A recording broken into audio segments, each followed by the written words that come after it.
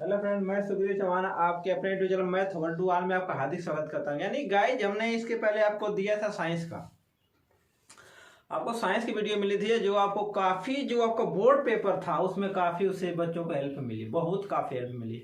यानी कि जो पढ़ाया गया क्वेश्चन था, यानी कि जो मैं लगभग आपको वीडियो 5-6 वीडियो दिया था साइंस की, जिसमें से काफ़ी क्वेश्चन फंसे थे। अगर जो बच्चे अगर मेरी वीडियो पूरी देखे होंगे, अगर अच्छे से पढ़े होंगे तो उनका आप पेपर अच्छा ही गया होगा।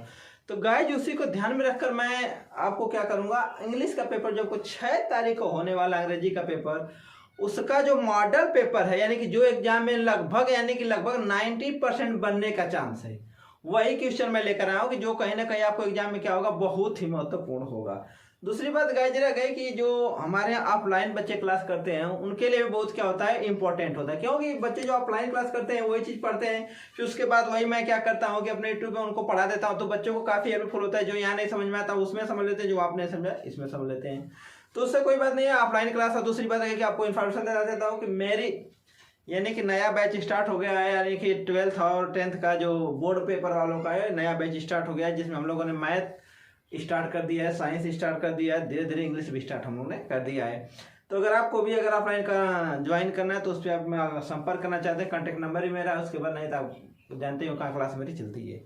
हाँ, दूसरी पॉइंट गाइस हम बात करेंगे, यानी कि कुछ इंग्लिश के क्वेश्चन में लाया हूँ, यानी कि जो आपको काफ़ी हेल्प मिलेगी, जो कहीं ना कहीं आपको एग्जाम में की जो आपको मॉडल पेपर आया है उसके अनुसार मैं लेकर आया हूँ। तो पहले क्या होता है कि उसके बारे में बात करें, क्या क्या बनता है इंग्लिश में, क्या क्या नहीं बनता है। तो पहले यानी कि जो ग्रामर पोर्शन आता है, लगभग बहुत अच्छा पोर्शन आता है। उसमें ऐसे राइटिंग होता है, लेटर राइटिंग होता है, उसके बाद उसको लिखने का तरीका क्या होता है। सबसे बड़ी बात, बच्चे गलती क्या करते हैं कि सर क्या लिखा जाए। सबसे बड़ी बात, लेटर राइटिंग में बच्चे गलती करते हैं कि सर एड्रेस नहीं। मैं सिंपल तरीका बताऊंगा, अगर आपको उसको फॉलो करते हैं ना, आप बहुत हेल्प पाएंगे। तो गाइज, आज मैं लेकर चल रहा हूं पहला कैसे कैसे क्वेश्चन बनता है, कैसे कैसे नहीं बनता, उसके बारे में आपको विस्तार से समझाऊंगा।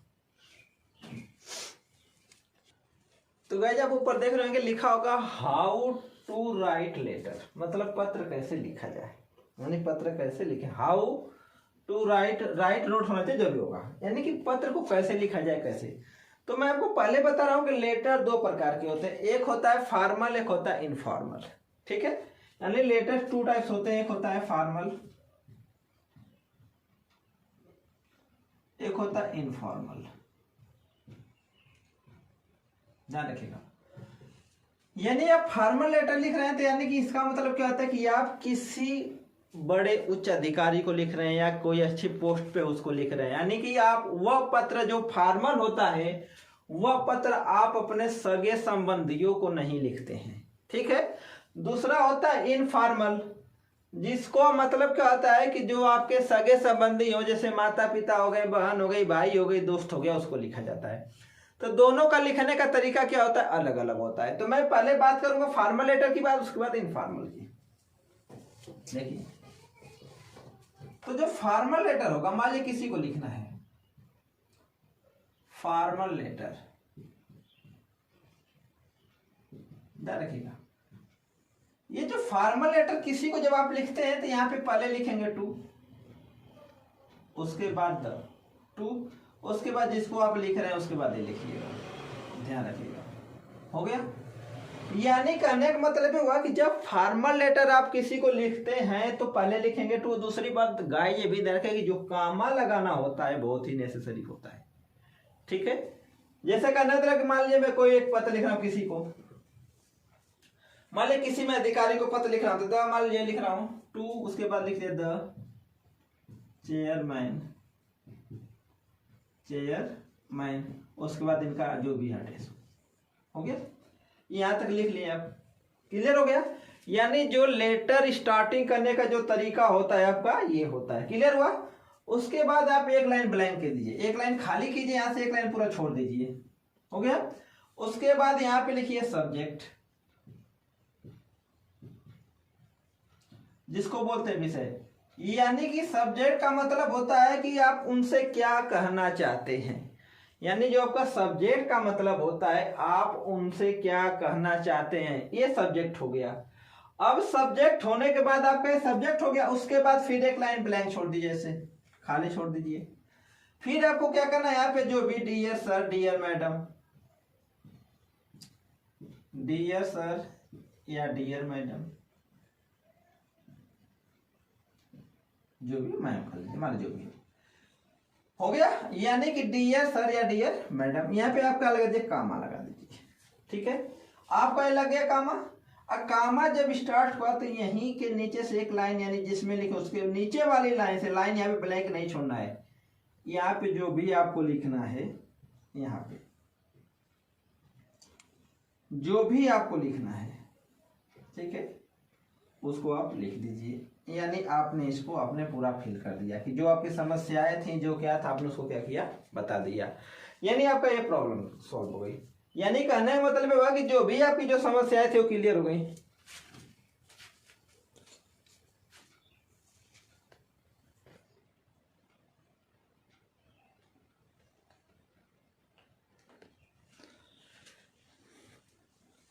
गई जी, आपकी समस्याएं क्लियर हो गई, यानी जो भी प्रॉब्लम थी। उसके बाद रह गया कि ये तो कहाँ पे, ये तो जिसको भेजना था वो तो उसका एड्रेस हुआ, जिसको भेजना था, जिसको भेजना था, ठीक है, ये तो उसका एड्रेस हो गया। अब वहां पे आपका सब्जेक्ट हुआ, फिर ये जिसका लिखना था। उसके बाद आपका कुछ तरीका ऐसे होता है, यहाँ पे आप अपना भी क्या कर सकते हैं, अपना खुद का एड्रेस, खुद का एड्रेस, ठीक है, कहां से भेज रहे हैं, कहां से नहीं भेज रहे हैं। हाँ गाइस, ये भी ध्यान रखिएगा कि आप एग्जाम बोर्ड में कभी भी अपना नाम मत लिखिएगा। यानी कि जब अपना नाम लिखेंगे तो वहां पे लिख दीजिएगा XYZ। यानी कि बोर्ड पेपर में आप कभी भी अपना नाम मत लिखिएगा। यानी कि जो ये तो आपका हो गया फॉर्मल लेटर की बात, जो लिखने का तरीका है, ठीक है। उसके बाद आता है आपका इनफॉर्मल लेटर। मैं इसको मिटा दे रहा हूं, इनफॉर्मल लेटर की बात थोड़ा सा कर लूं, लिखने का जो तरीका होता है।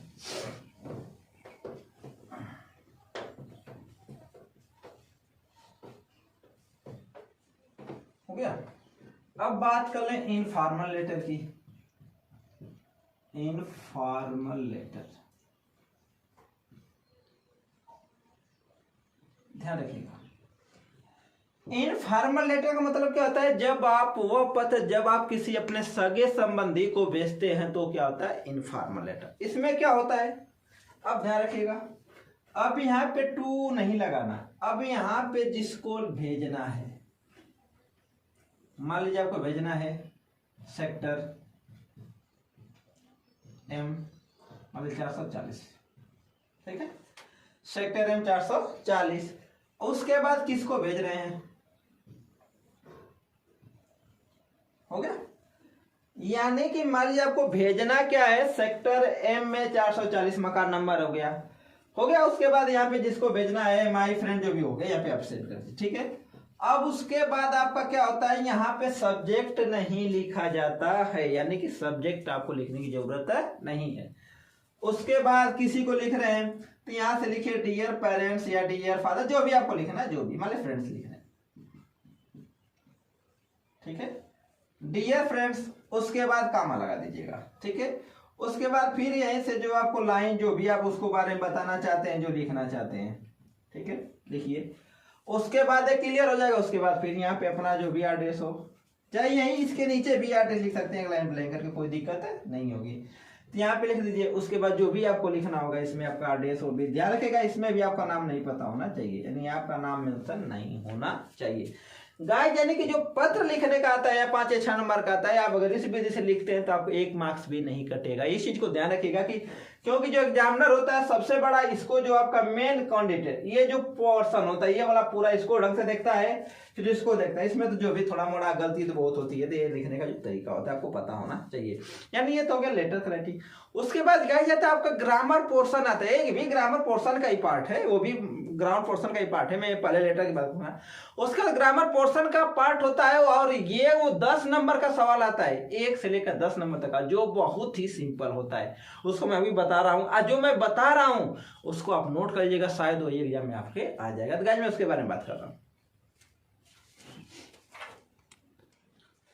गाइस आपका सेक्शन सी होता है, ग्रामर पोर्शन आता है। दिया क्या है कि do was indicated against each of the following sentences. इसका मतलब क्या हुआ, इसका मतलब क्या हुआ कि आपको 10 क्वेश्चन दिया रहेगा और प्रत्येक क्वेश्चन 1 मार्क्स का होगा, ठीक है। और उसके बाद वहां पे लिखा होगा कि आपको ब्रैकेट में इसको किस में चेंज करना है, एक्टिव वॉइस पैसिव वॉइस में चेंज करना है कि डायरेक्ट इनडायरेक्ट में चेंज करना है, किस में चेंज करना है। ठीक है, तो ऐसे ऐसे क्वेश्चन आपको बने रहेंगे, तो बहुत ही सिंपल होते हैं, बस आपको कंफ्यूजन होने की जरूरत नहीं है। गाइस ये कैसे सवाल बनते हैं, मैं आपको जो 10 टाइप या 10 सवाल बनते हैं मैं वो 10 कराऊंगा। आप उम्मीद कीजिए कि कम से कम आपको लगभग 90% चांस है कि बोर्ड में वही बनेगा। तो गाइस जब मैं सवाल लेकर चलता हूँ कैसे कैसे सवाल बनते हैं, यानी गाइस जब के सवाल जो हमने बताया था कि यानी कि जो आता है 10 नंबर का आता है, प्रत्येक क्वेश्चन 1 मार्क्स का होता है। मैं इसमें से 3 उठा कर लेकर चला, मैं 10 कराऊंगा। कह रहा है कि do as indicate against each of the following sentence, यानी मेरा कहने मतलब होगा कि एक सेंटेंस लिखा है स्टेवर्ट कैन स्पीक अरेबिक। कह रहा है कि Stewart can speak Arabic very well because he lived in Egypt for years. मतलब कह रहा है कि इसमें आपको जो ये वाला जिसके नीचे मैं अंडरलाइन किया हूं, जो वेल शब्द के अंदर मैं अंडरलाइन जो वर्ड किया हूं उसमें वो पूछा है कि वर्ब है कि एडजेक्टिव है कि एडवर्ब है कि नाउन है। इसका मतलब ये हुआ कि इसमें चारों में से आपको एक लगाना है कि इसमें जो वेल में अंडरलाइन किया हमें वर्ब है कि एडजेक्टिव है कि एडवर्ब है कि नाउन है, ये चीज को ध्यान रखें। तो मैं आपको बता रहा हूं कि देखिए जब किसी भी वर्ब के पहले, ठीक है, जब किसी भी वर्ब के पहले यानी कोई एडजेक्टिव लग जाए, एडवर्ब लग जाए, जैसे वेरी है, अब देखिए क्या पे वेरी है ना, तो वेरी जो हमारा मित्रा कहने मतलब होता है कि जब जब किसी एडजेक्टिव के पहले कोई एडवर्ब लग जाए तो क्या कहलाता है, एडजेक्टिव कहलाता है। तो मेरा कहने मतलब हुआ कि देखिए यहाँ पे वेल के पहले वेरी वर्ड लगा है, यहाँ लगा है वेरी वर्ड, तो जो वेरी वर्ड है क्या है, एडवर्ब है। क्या है, एडवर्ब है। क्लियर हो गया। तो आपको पता होना चाहिए कि एडवर्ब किसकी विशेषता बताता है, तो जो एडवर्ब होता है वो एडजेक्टिव की विशेषता बताता है। आपको पता होना चाहिए कि वेरी जो वर्ड है कहीं भी दिखाई दे दे समझिए कि वो क्या है, एडवर्ब है। और जो एडवर्ब होता है वो किसकी विशेषता बताता है, एडजेक्टिव का। तो जो यहाँ पे वेल है, वेल क्या चीज हो गया आपका, क्या हो गया, एडजेक्टिव हो गया। यानी कि ऐसे ही सवाल आपको एग्जाम बनेंगे नियर अबाउट, मुझे उम्मीद है कि लगभग यही छप जाएगा। ध्यान रखिएगा। क्लियर हो गया। अब दूसरा क्वेश्चन कर रहा है one who is habitually good to others. इसमें कर रहा है कि चूज द करेक्ट ऑप्शन। इसमें चारों ऑप्शन में कोई एक सही है, उसको ढूंढना है। तो पहले बार ढूंढने से पहले आपका इसको मीनिंग पता होना चाहिए कि मीनिंग क्या होता है। जैसे कह रहा है one who is habitually good to others, मतलब ये सीधे कह रहा है कि वह आदमी चाहे वह पर्सन जो किसी दूसरे की क्या करता है, मदद करता है, उसको हिंदी बोलते हैं परोपकारी। अब इसमें आपको ढेरना है कि हेल्पर मैंने सहायक होता है, हेल्पर वो नहीं, परोपकारी नहीं कर रहा है, हेल्प कर रहा है। उसके बाद सीधे सीधे इसका मतलब होता है एल्ट्रिस्ट, ये जो आपका वर्ड है ये वाला, ठीक है, जो किसी की मदद करता है उसको क्या बोलते हैं, जो किसी दूसरे की मदद करता है उसको क्या बोलते हैं, एल्ट्रिस्ट बोलते हैं। बच्चे कंफ्यूज हो जाएंगे सर कि दूसरे की मदद करने वाला हेल्पर होता है, वो तो सहायक होता है। हेल्पर माने कोई काम करता है उसकी काम करने में क्या कर रहा है, मदद कर रहा है। वो परोपकारी नहीं है। परोपकारी मतलब ये होता है कि जो बिना किसी भेदभाव के, बिना किसी लाभ के दूसरे क्या करता है, मदद करता है, उसको क्या बोलते हैं, परोपकारी। क्लियर हो गया। तीसरा सवाल दिया है कि ही फिनिश्ड हिज ब्रेकफास्ट क्विकली, उसको किस में चेंज करना है, चेंज इनटू पैसिव वॉइस। आपको किस में चेंज करना है, पैसिव वॉइस में चेंज करना है। तो मैं आपको पैसिव वॉइस पूरा विधिवत पढ़ा चुका हूं, पूरा विस्तार से बता चुका हूं, जो मेरी क्लास के उनको पता होगा। अब आपको पैसिव वॉइस चेंज करने का ध्यान रखिएगा कि अगर कोई टेंस अगर प्रेजेंट में है तो प्रेजेंट में रहना चाहिए, पास्ट है तो पास्ट में रहना चाहिए, फ्यूचर है तो फ्यूचर में होना चाहिए। इस चीज को ध्यान रखिएगा। उसके बाद एक्सरसाइज कुछ है ही नहीं। हाँ डायरेक्ट थोड़ा चेंजिंग होता है लेकिन इसमें चेंजिंग नहीं होता। अब ध्यान रखिएगा। अब पता देखिए ही है, ही के बाद अगर किसी भी सब्जेक्ट के बाद अगर कोई बिना हेल्पिंग वर्ब के अगर कोई भी वर्ब अगर सेकेंड फॉर्म या थर्ड फॉर्म में आ जाए, मान लीजिएगा आपको पता नहीं कि किस फॉर्म में है, अगर आ जाए तो समझिए कि पास्ट टेंस में है। और पास्ट का कौन सा पास्ट है, पास्ट इंडेफिनिट होता है। अब ध्यान रखिएगा कि ये किसमें है, ही फिनिश्ड, यानी ईडी जोड़ा। क्लियर हो गया, किसमें, पास्ट में है। अब देखिए यहाँ पे इज लगा है, यहाँ पे इज लगा है। और आपको पता होगा कि जो इज हेल्पिंग वर्ब होती है किसकी होती है, वो होती है प्रेजेंट की। तो यानी कि ये तो हो नहीं सकता, ये तो हो नहीं सकता। क्लियर हो गया, बचा दो। अब ध्यान रखिए ये भी पास्ट में है, वाज लगा, ये भी पास्ट में वाज है, हो गया। अब दोनों में कौन सा सही होगा, his breakfast was finished by him क्यों कर, सॉरी गलती हो गया क्या, यहाँ पे गलती हो गया, यहाँ पे बीइंग होना चाहिए था, यहाँ पे बीइंग जुड़ा था, ठीक है, यहाँ पे क्या जुड़ा है, बीइंग जुड़ा है, यानी दोनों सेंटेंस एक ही, अगर मैं ये दोनों सेंटेंस किए तो आपका इसमें क्या होगा, वाला क्या हो जाएगा, सही हो जाएगा। क्यों, क्योंकि वाज के बाद फिनिश, यहाँ पे वाज के बाद बीइंग लगा था, ठीक है, तो थोड़ा सा मैं गलती नहीं लिख पाया था, इसको ध्यान रखिएगा। यानी आपका जो बोर्ड पेपर में छपने वाले प्रश्न है ना, यही छपेंगे, ध्यान रखिएगा कि यहीं से नहीं से क्वेश्चन बना। अभी तो मैं 3 लेकर चला, मुझे 10 कराना है, मैं 10 कराऊंगा, कैसे कैसे बनते हैं आपके सामने मैं अगला लेकर चल रहा हूँ जो आपकी स्क्रीन पे दिखा है। आपके सामने वाला सवाल है चौथा वाला, करा है back in my native place, back in my native place मतलब जब मैं अपने जो नेटिव राष्ट्र स्थान पे, जब मैं अपने देश वापस आ रहा था, जब मैं अपने देश वापस आ रहा था, a smartphone choose the correct option, मतलब यहाँ पे आपको कुछ ना कुछ भरना है, यानी कुछ ना कुछ आपको फिल करना होगा। तो उसमें दिया है डिड नॉट हैव। अब ध्यान रखिएगा कि जब मैं अपने देश वापस लौट रहा था, यहाँ से बात हो गई है, तो मेरा करने का मतलब हुआ कि पास्ट में है तो पास्ट में तो होना चाहिए, यहाँ पे डिड नॉट है, हो सकता है, यहाँ पे डू नॉट है, नहीं हो सकता क्योंकि प्रेजेंट में होता है, यहाँ पे डिड नॉट है, क्यों हो सकता है, ये डू नॉट नहीं हो सकता। 2 ऑप्शन अलग हुए, डिड वाला डू वाला क्लियर हो गया, 2 ऑप्शन बचे हमारा। अब उसके बाद अपना डिड नॉट हैड है, उसके बाद डिड नॉट हैड है, ठीक है। तो मेरा कहने का मतलब ये हुआ कि डिड नॉट हैव का यूज नहीं किया जाता है, डिड नॉट हैड का प्रयोग किया जाता है, यानी यहाँ पे जो वर्ड भरा जाएगा आपका यही भर जाएगा, डू नॉट हैड। क्लियर हो, अब ध्यान रखिएगा। अगला सवाल दिया है, do not time waste precious होगा, प्रीवियस नहीं प्रीसियस, गलती में लिख दिया प्रीसियस, यहाँ प्रीसियस होगा, यहाँ भी प्रीसियस होगा, मैं बता रहा हूँ।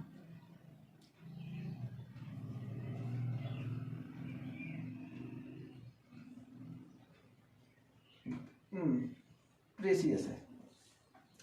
रीअरेंजमेंट द सेंटेंस मतलब क्या हो रहा है कि आपको क्या करना है कि जो सेंटेंस है, यानी कि नाउन, प्रोनाउन, एडजेक्टिव, एडवर्ब, क्रिया, सब्जेक्ट, सब अलग ही इधर उधर लिखे हैं, तो इसमें से आपको उसको रीअरेंजमेंट बताना, मतलब क्या है कि एक उसका शाब्दिक अर्थ निकलना चाहिए।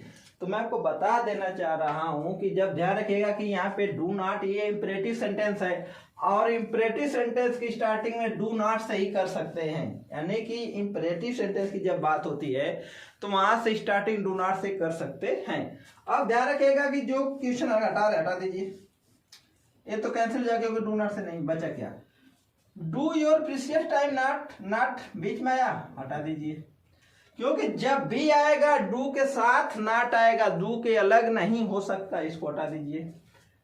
अब आ गया do not your precious time waste, ये भी क्या हो जाएगा, गलत हो गया, बनेगा क्या, डू नॉट वेस्ट, यानी कि डू नॉट के बाद, उसके बाद ध्यान रखिएगा कि डू नॉट के बाद वर्ब आता है, यानी क्या आता है, वर्ब आता है। तो वर्ब यहाँ पे ध्यान रखिएगा, यहाँ पे योर आया है और वर्ब ने, वर्ब क्या है, वेस्ट है, तो जो आपका ऑप्शन सी होगा क्या हो जाएगा, आपका सही हो जाएगा।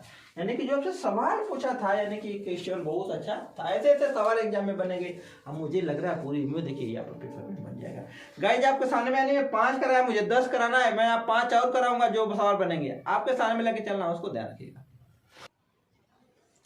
गाइज आपके सामने 5 में करा चुका था, 5 हैं, यानी दिया पहला क्या है कि sun shine brightly, fill in the blanks with a and or the, यानी कहने मतलब हुआ कि यहाँ पे कुछ आपको वर्ड भरना है, वो वर्ड में क्या क्या भर सकते हैं आप, दिया पे ए भर सकते हैं, एन भर सकते हैं, आर भर सकते हैं, द भर सकते हैं, यानी कि इन्हीं चारों वर्ड में से आपको यूज करना है।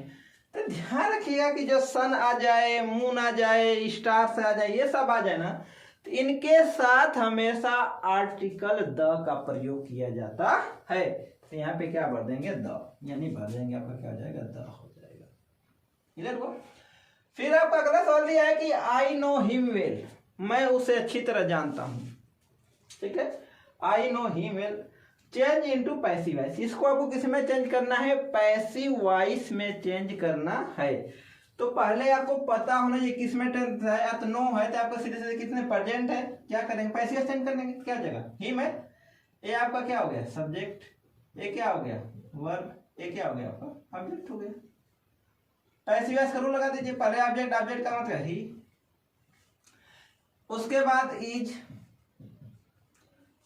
Known by me, well by me कर सकते हैं, well by me, well by me, यानी कहने का मतलब है वह कि आई नो हिम वेल, तो किसका जो ही is known well by me, वह मुझे, मैं उसको बहुत अच्छी तरह जानता हूं। हो गया। अगला तरह का है कि the peacock will be dancing in the forest, the peacock will be dancing in the forest, इसको चेंज करना आपको, चेंज इनटू इंट्रोगेटिव सेंटेंस, यानी इसको इंट्रोगेटिव में बनाना है। तो इंट्रोगेटिव बनाने के दो तरीका होते हैं, एक एसएनओ टाइप होता है, एक डब्ल्यूएच टाइप क्वेश्चन होता है। तो ये आपका क्या है, एसएनओ टाइप क्वेश्चन है। तो इसमें आपको करना क्या है कि इसमें देखिए अलग से कोई भी वर्ड आपको जोड़ने की जरूरत नहीं है, आपको इन्हीं वर्डों में से लेकर चलना है। तो जब किसी भी वर्ड को आपको इंट्रोगेटिव बनाना है तो सबसे पहले हेल्पिंग वर्ब यूज किया जाता है। हेल्पिंग क्या है, विल है, तो क्या हो जाएगा, will the peacock, will the peacock be dancing in the forest। ठीक है। अगर गाइज आप इतना भी लिख देते हैं, सही बना है लेकिन गलत हो जाएगा, क्यों, क्योंकि यहाँ पे आप इंट्रोगेटिव बनाए तो इंट्रोगेटिव के लास्ट में क्या लगाना पड़ेगा, क्वेश्चन मार्क लगाना। यानी कहने का मतलब क्या हुआ कि the peacock will be dancing in the forest, इसको चेंज करना इंट्रोगेटिव सेंटेंस में। तो पहले बात आप हेल्पिंग वर्ब में विल आया, उसके बाद the peacock B dancing in the forest. यदि आप इतना सही कर देते हैं, लास्ट में क्वेश्चन मार्क नहीं लगाते तो आपका भी मार्क्स क्या हो जाएगा, कट जाएगा। तो यानी क्वेश्चन मार्क लगाना क्या है, जरूरी है। अगला दिया सेंटेंस कि he said to me why have you not eaten the food, इसको आपको चेंज करना है passive voice, sorry indirect speech में, इनडायरेक्ट स्पीच। ठीक है, इसको आपको चेंज करना है इनडायरेक्ट स्पीच में। तो इसका तरीका क्या होता है, अब देखिए क्वेश्चन मार्क है तो किस में चेंज करें, आस्क्ड में, he asked me why. Guys इसका मैं सारा रूल पढ़ा चुका हूं कि व्हाई क्यों लगा, आस्क्ड क्यों लगा, तो सब बताने की जरूरत नहीं है आपको। अगर ये सब पता करना है तो मेरी डायरेक्ट इनडायरेक्ट की 4 वीडियो पढ़ चुकी है, जो बच्चे ने उसको देख लेंगे, उसके बाद आपको समझ में आ जाएगा। तो he asked me why, have तो हैड हो जाएगा, why you second person pronoun recording उम्मीद क्या हो जाएगा, I had not eaten the food. Clear हो, क्वेश्चन मार्क्स नहीं लगेगा। क्लियर हो गया। आपको इनडायरेक्ट या डायरेक्ट पढ़ना है तो मैं डायरेक्ट इनडायरेक्ट की 4 वीडियो पढ़ा चुका हूं, चारों वीडियो पूरा कंप्लीट है मेरा। अगर उसको आप पढ़ लेंगे तो आपका डायरेक्ट इनडायरेक्ट क्लियर हो जाएगा। अब याद रखिए,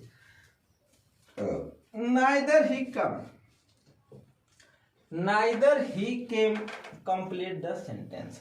अब मेरा कहने का मतलब हुआ कि यहाँ पर सर क्या भरा जाए, कुछ तो दिया नहीं भरने के लिए, परेशान मत हो, सब भरा जाएगा। अब ध्यान रखिएगा कि नाइदर है ना, नीदर कुछ लोग पढ़ते कुछ लोग नाइदर पढ़ते हैं, ठीक है। तो इसका कॉम्बिनेशन होता है नार। तो नाइदर ही केम नार, उसके बाद यहाँ क्या लिख देंगे, नार। हो गया, नाइदर ही केम नार, उसके बाद आप कोई भी वर्ड ढूंढ दे दीजिए, कोई दिक्कत नहीं। नाइदर ही केम नार हिज फ्रेंड्स, हिज फ्रेंड्स कर लीजिए। क्लियर। यानी कहने का मतलब क्या हुआ कि सबसे बड़ा इसका कॉम्बिनेशन होता है, तो इसका कॉम्बिनेशन होता है नार होता है। यानी मैं बता रहा हूं कि अगर बात करें, देखिए NEITHER, नाइदर का कॉम्बिनेशन क्या होता है, नार होता है, और आइदर का कॉम्बिनेशन क्या हो जाता है, आर होता है। ये चीज को ध्यान रखिएगा, इसी बेस पे आपका सवाल बनते हैं। तो गाइज आपके जो 10 सवाल बनते थे एग्जाम में वो मैं आपको क्या करा दिया।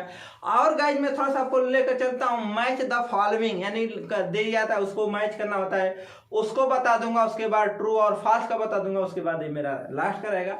और फ्रेंड मैं इंग्लिश का एक ही वीडियो बनाऊंगा और आपको जो क्वेश्चन आंसर आते हैं उसको आप देख लीजिएगा। उसके बाद रीड द पैसेज आपको करना आता ही है, उसको कर लीजिएगा। तो फिर मैं थोड़ा सा आपको मैच द फॉलोइंग बता दे रहा हूँ, उसके बाद ट्रू और फॉल्स बता रहा हूँ। गाइस आपके सामने दिया लिस्ट ए और लिस्ट बी, कर रहा है कि match the words of the list A with their meanings in list B. मतलब कर रहा है कि लिस्ट ए और लिस्ट बी में वाले जो क्वेश्चन में आपका पूछेगा 3 मार्क्स का पूछेगा, ये आएगा 3 मार्क्स का। तो ध्यान रखिए कुछ करना इसमें है नहीं, मैं आपको सिंपल तरीका बता रहा हूँ। अब आपको पता करें हाइटिली, इसके माने होता है घमंडी, यानी लगभग क्या होता है, घमंडी होता है। इसका मतलब क्या चाहिए, प्राउडली। मर्चेंट माने क्या होता है, जो सौदागर या व्यापारी, तो क्या करते हैं, सामान को बेचते हैं। तो इसका क्या हो जाएगा, थिंग्स फॉर से। थ्रिफ्टली मतलब होता है कि वह आदमी जो अपने पैसे को बहुत सोच समझ कर खर्च करे, जिसको बोलते हैं कंजूस टाइप। उसका मतलब होता है कि स्पेंड मनी केयरफुली, जो अपने मनी को सावधानी पूर्वक क्या करे, खर्च करे। तो आपका 3 मार्क्स यहाँ से आराम से बन सकता है, तो बस आपको पता होना चाहिए। गाइस एक और बात है ट्रू फॉल्स, मैं उसके बारे में आपको बस सिंपल तरीका बता रहा हूँ उसको कैसे किया जाता है, मैं आपको वो बता रहा हूँ, परेशान मत होइएगा।